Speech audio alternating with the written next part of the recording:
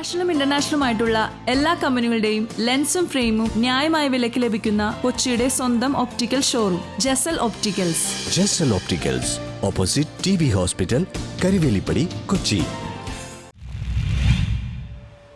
കൊച്ചിൻ മഹിളാ സമാജത്തിന്റെ നേതൃത്വത്തിൽ 68ാമത് വാർഷിക പൊതുയോഗം നടത്തി.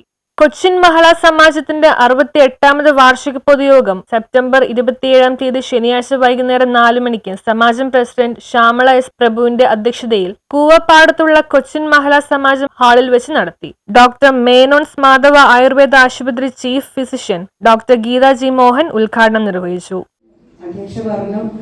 ഇവിടെ DTP സെന്റർ നടക്കുന്നുണ്ട്, യോഗ ക്ലാസ് നടക്കുന്നുണ്ട്, ഹോസ്റ്റൽ നടക്കുന്നുണ്ട്, അതുപോലെ ട്യൂഷൻ സെന്റർ നടക്കുന്നുണ്ട്, ഡാൻസ് ക്ലാസ് നടക്കുന്നുണ്ട്. ഇങ്ങനെ ഇനി എന്ത് ഇല്ല എന്ന് ചോദിച്ചാൽ മതി. അപ്പോൾ ഈ കാര്യങ്ങളൊക്കെ ഇത്രയും വർഷമായിട്ടും ഇവിടെ വളരെ ഭംഗിയായി നടന്നു വരുന്നു എന്നുള്ളത് തന്നെ ഈ സ്ത്രീ കൂട്ടായ്മയുടെ ഒരു ബലം തന്നെയാണ്. അത് നിസ്സംശയം പറയാം.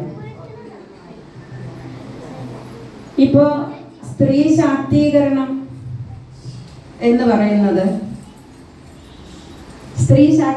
എന്ന് പറയുമ്പോൾ നമുക്ക് അതുകൊണ്ട് എന്താണ് ഉദ്ദേശിക്കുന്നത്?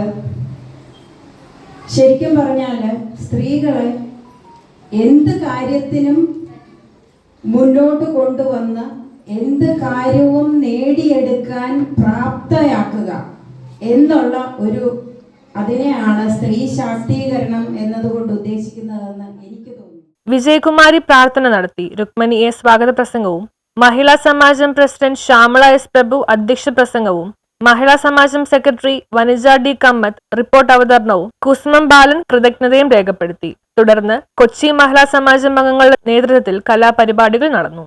മനസ്സിൽ വിചാരിച്ചാൽ നമുക്കറിയാൻ സാധിക്കും. നമുക്ക് എന്തെങ്കിലും ചെയ്യാൻ പറ്റുമോ?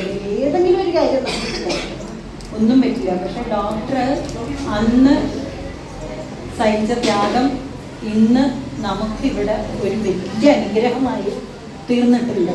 നമുക്ക് എന്ന് പറയുമ്പോൾ സ്ത്രീകൾക്ക് ഒരു വലിയ കൂട്ടായ്മ എന്ന് പറയുമ്പോൾ നമുക്ക് ഒരുപാട് സമയമുണ്ട് സ്ത്രീകളെ സംബന്ധിച്ച്. പണ്ടത്തേലും നമുക്ക് ഈ വീടുകളിലൊക്കെ മിഷനൊക്കെ വന്നതോട് കൂടിയിട്ട് ഒത്തിരി സമയമുണ്ട്. ആ സമയം ജനനന്മയ്ക്ക് വേണ്ടി മാറ്റിവെക്കുന്നതിന് വേണ്ടിയിട്ടാണ്.